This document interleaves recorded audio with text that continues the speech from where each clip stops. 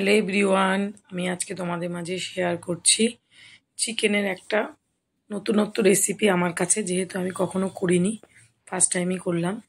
তো চিকেন বল, আমার মনে হলো এটা চিকেন বল মতনই লাগছে, যেহেতু গোল গোল করেছি তাই। তো চলো দেখো কি করে করেছি। প্রথমে আমি চিকেন 4 পিস বড় বড় সাইজের চিকেন, সেটা স্কিপ হয়ে গেছে দেখানো, ভুলে গেছি, মানে ক্যামেরা ধরেছি কিন্তু অন হয়নি। তো একটা মিডিয়াম সাইজের আলু আর 4 পিস চিকেন দিয়ে বেশ খানিকক্ষণ বয়েল করে নিয়েছি।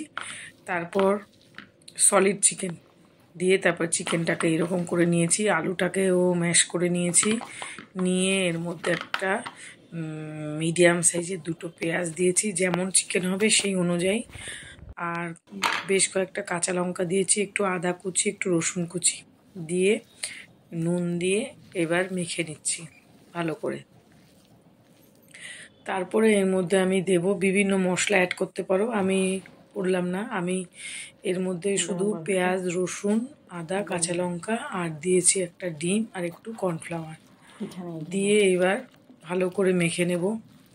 তো আমি ভেবেছিলাম ধনে জিরের গুঁড়োটা দেবো, কিন্তু ভুলে গেছি, মনে নেই। যেহেতু তাড়াহুড়ো করছে, ছেলেকে বলেছি খাওয়াবো, এবার কখন হবে করছে, ওই জন্য আর মনে নেই তাড়াহুড়োর মধ্যে।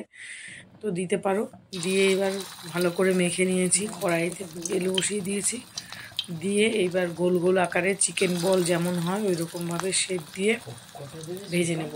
গ্যাসের হিটটা মিডিয়াম ফ্লেমে ধীরে ধীরে ভাজতে হবে।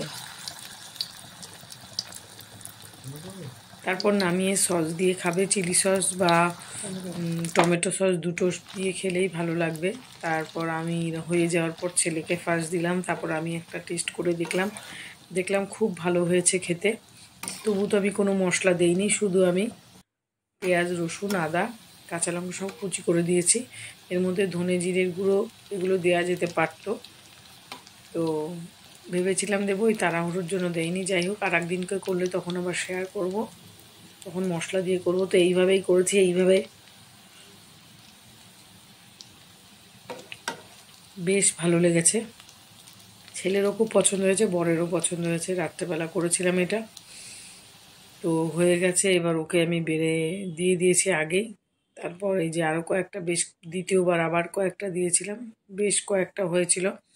মানে 3জনার মাপে বেশ ভালোই হয়, মানে এক একজনা 4টে করে খেতেই পারবে, 4টে করে খাওয়াই যাবে। তো কেমন লাগলো কমেন্ট করে আমাকে অবশ্যই বলবে, আর ভালো লেগে থাকলে তোমরাও একবার ট্রাই করে দেখবে। তো চলো।